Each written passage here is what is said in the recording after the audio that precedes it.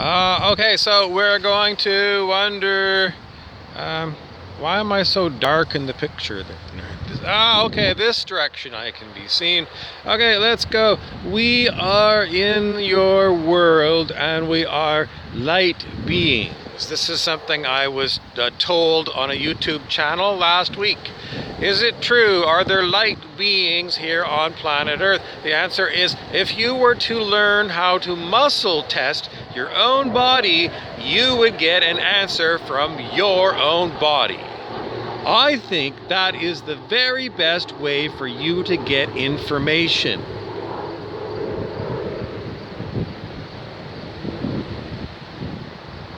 And we are going to remind you that muscle testing is a very interesting phenomenon. It comes out of perhaps the book Your Body Doesn't Lie by Dr. John Diamond, who was a chiropractor. And we want to remind you that the philosophy behind muscle testing is your body is alive. And things that are alive have life in them, and life itself is intelligent. And so we just want to give you the background on muscle testing, because your body knows what's good for it and what's not good for it. And so when you test various things against what your body, or not against your, but yes, kind of against, because you are using pressure, and you are checking to see, sometimes it's called muscle checking, and you are checking to see if your muscle stays strong or goes weak. And that's your meter, your own body, how it reacts. And if you want more detailed explanation, I'm sure you could find videos, and otherwise you can get Dr. Hawkins, Dr. David R. Hawkins. David R. Hawkins' book, we're actually talking about one of his books. It's called Truth versus Falsehood. And it has a whole pile of calibrations that Dr. Hawkins and his team of consciousness researchers, they did all kinds of research into everything. And they presented a great deal of their findings in the book Truth versus Falsehood.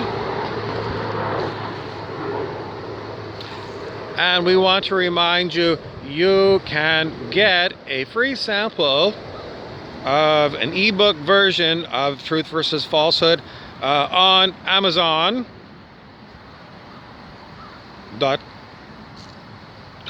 wherever you are, .uk or whatever it is. And we also want to remind you that if you are interested in these numbers and you don't want to go through all of that hassle, if you go and you do an internet search for full calibration list, scale of human consciousness, there is a list there that I go to from time to time. Is it the same list as Dr. Hawkins' list? I think so. I think it's the same list. Does it have any errors in it? We think so. Just because there's as we go through,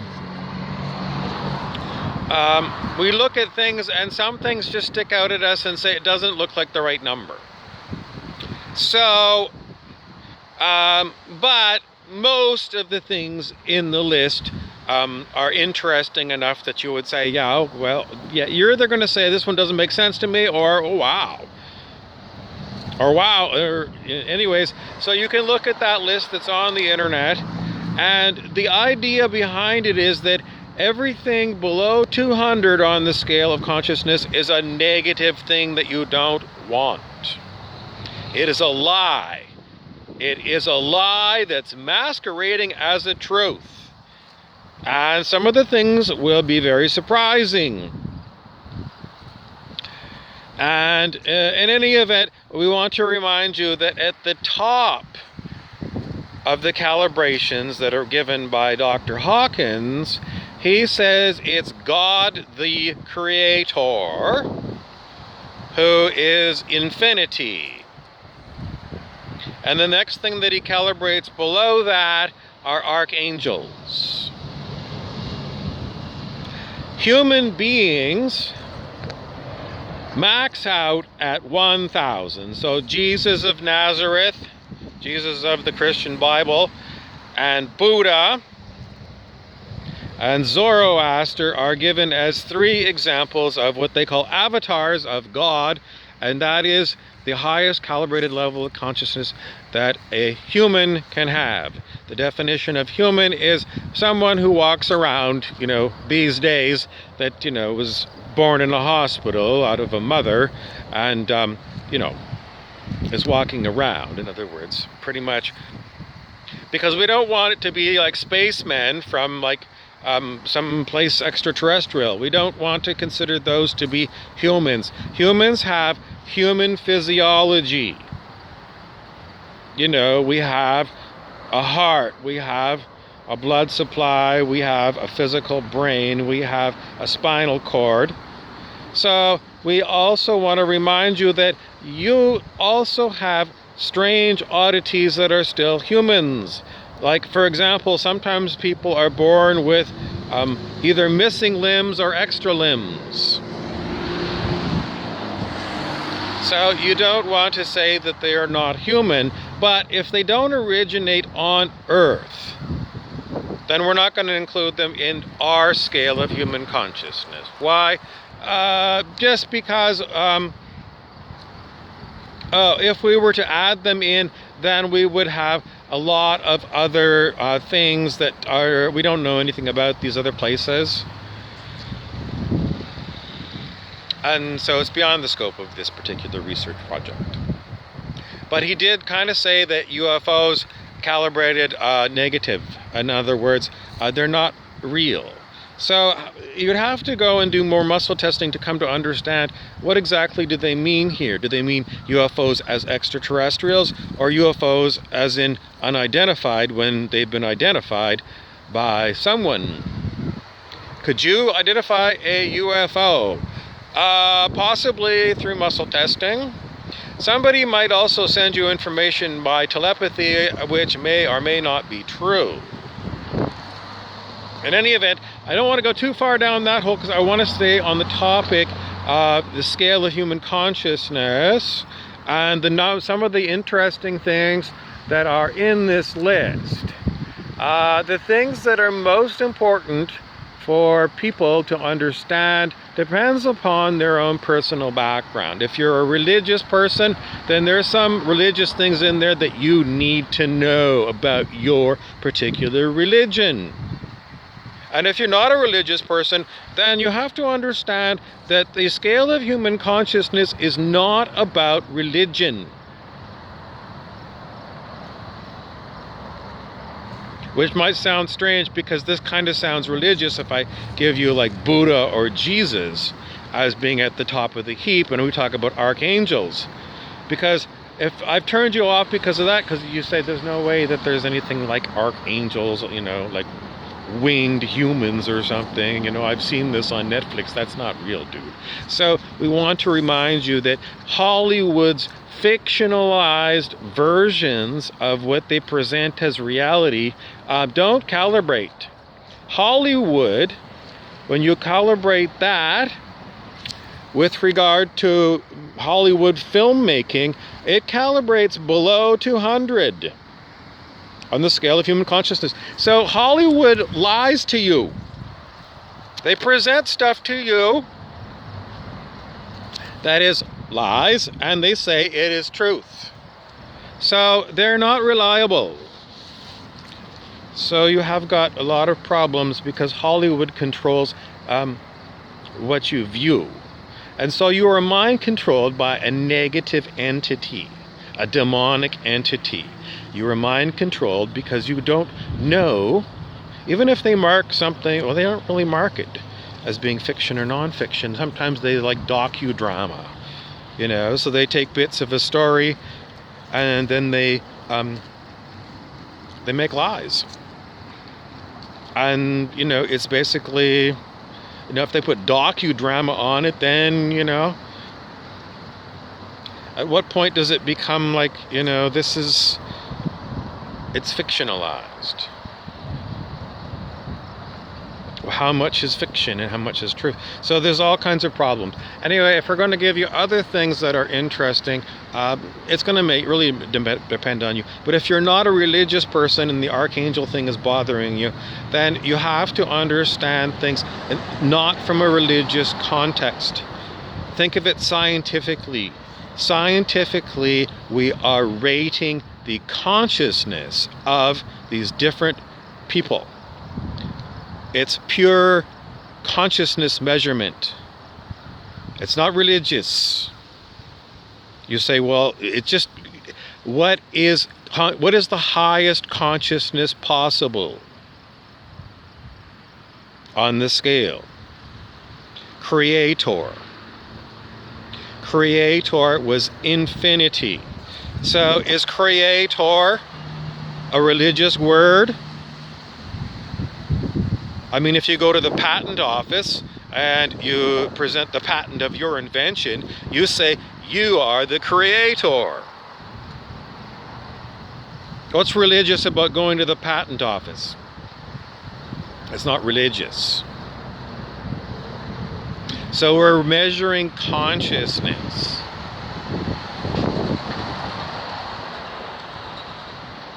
And we can keep it, you can have it atheistic, because creator, you know, there's atheist humans that go to the patent office and say, this is my invention.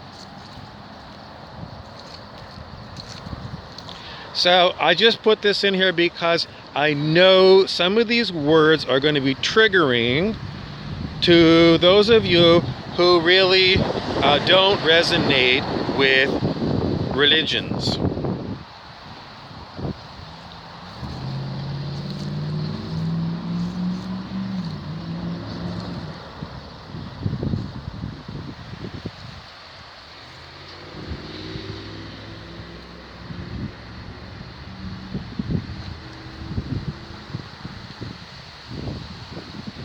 What does it mean to have more consciousness on this scale?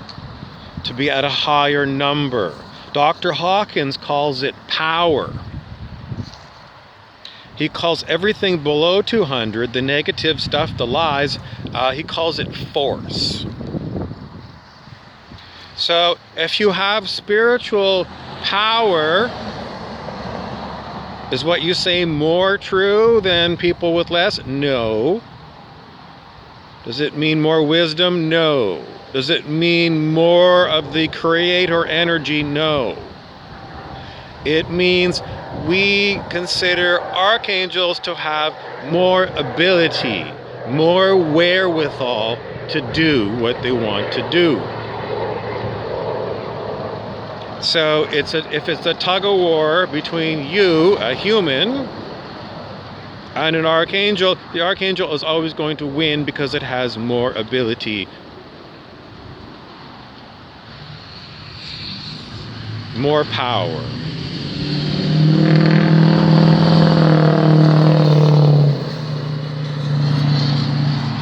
That was a Ford F-250 truck. A 250 has got more horsepower than a 150. So all other things being equal, more horsepower is going to beat less horsepower. So the idea then is, oh, well, what about like archangels? Like if Lucifer is an angel, but he's like demonic. How does that work? The answer is, if you were an archangel and then you became, your consciousness fell to 190, pride, which is the sin of Lucifer, you would lose all the power that you had. Would you have residual? No, you wouldn't. You wouldn't. Would you lose all your superpowers like telepathy and telekinesis? Not necessarily. Oh dear. Well, the story, it goes that Lucifer became a dark angel, and he was serving himself. He put himself as being God, which sounds like he made himself the creator. And the answer to all of this is, in the story of Lucifer, Lucifer could be involved with supernatural events because his institutionalized memory that is among people, he was known. And he was known to be an archangel, which means that he was considered to be one of the, like, sitting right there at the fountainhead of God the creator. So we would say that if Lucifer was fighting all the other, then he would not be able to win because he doesn't have the wherewithal. But what could happen is people could worship Lucifer, if they were Luciferians, and they could send their institutional memories of everything to Lucifer to help him. So if Lucifer had massive technological surveillance systems, he could track people technically as good as they could possibly be tracked. So technology can be an incredible enhancement to someone's ability to get things done. So if you put technology into the wrong people's hands, demonic people, then you can have that horrible situation where the demons are killing people. And this is the planet Earth scenario, that the demonic humans were planning to blow up the whole planet in a nuclear war. And so this issue of people who are highly wrong leading the planet came up, and the institution of planet Earth says, universe, I need a lot of help right now because we have got the problem of the humans have got so powerful that they have invented nuclear or thermonuclear bombs. And these ones, you get enough of them blowing up, they're going to ruin planet Earth permanently. They're going to poison the planet with radioactivity, long-lived isotopes.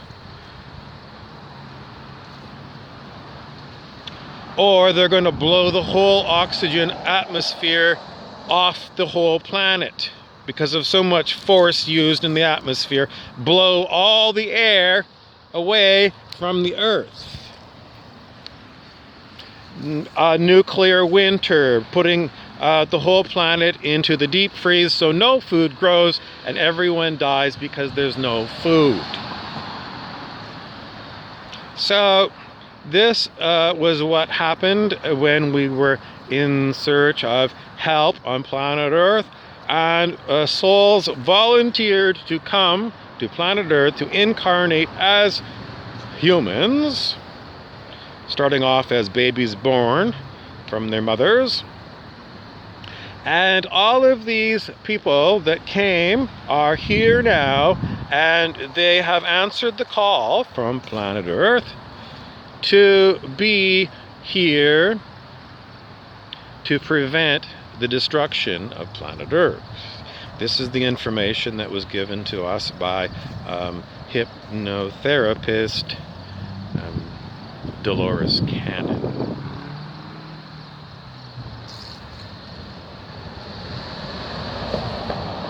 How are we doing on this job of saving planet Earth? All of you souls who, well, most people who came to help, when they got incarcerated in human bodies, they forgot that they were here to help planet Earth.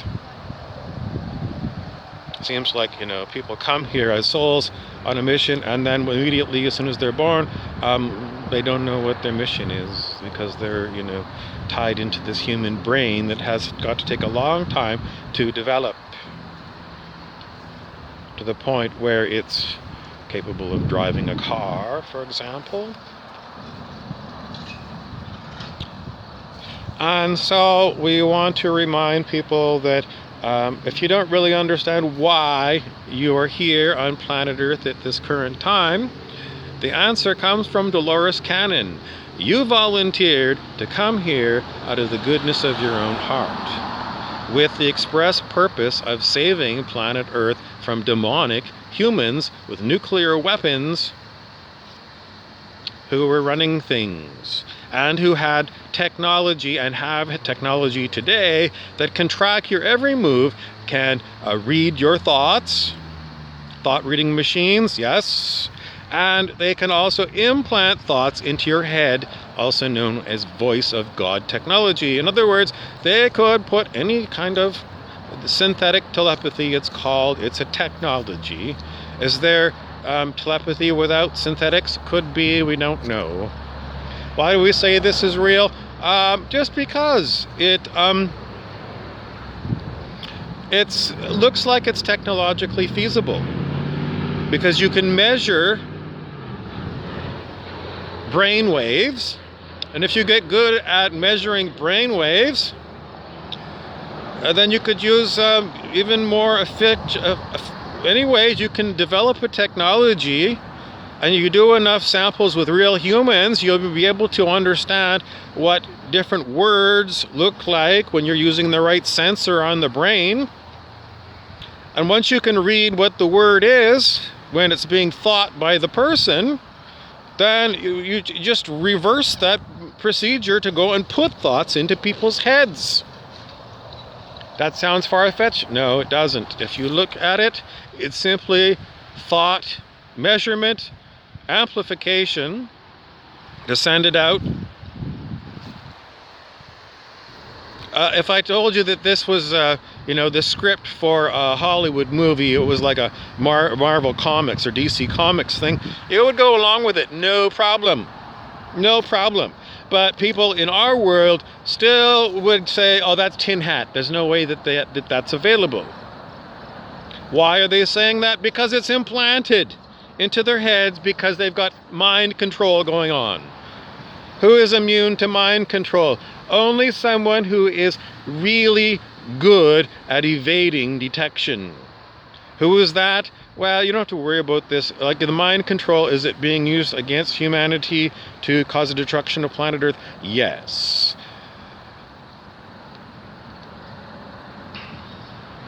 So the whole thing is that you have got to understand that your mind is no good at telling truth from falsehood. It's just the human design. It's difficult. And in search of what knows what's best, inner silence, and some people call it the heart knowing. Some people say drop out of your head and into your heart, because the heart is love, and this is cold and calculating. This is like reptilian, advanced reptilian.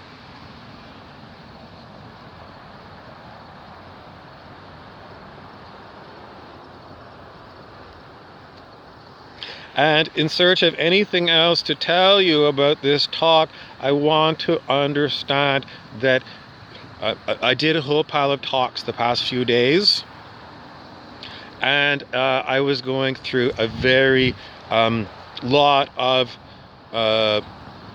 it felt like I was just being very,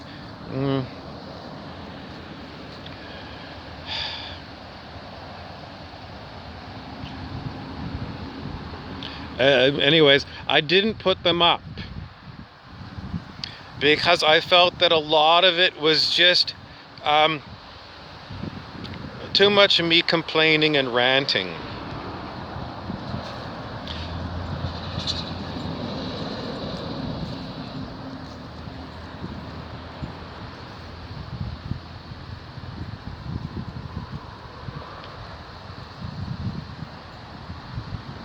the highest wisdom will do what it does. But at the present time, I didn't post them for those of you that think that I've been holding back on you. Yes, there are quite a few of these tapes,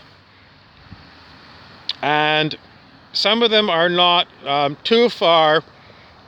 I mean, they could be used, but there are some that are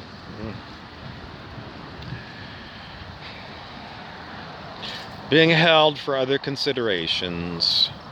And so anyway, I didn't post anything yesterday, and this one won't go up till a little bit later. So if you've been waiting for more drops, that's why. I've been making them, and then there's just so many of them on my phone, and I'm out, and I'm, I can't hear what's on there, so I don't know what the video's about. So, I can't do it when I'm out. And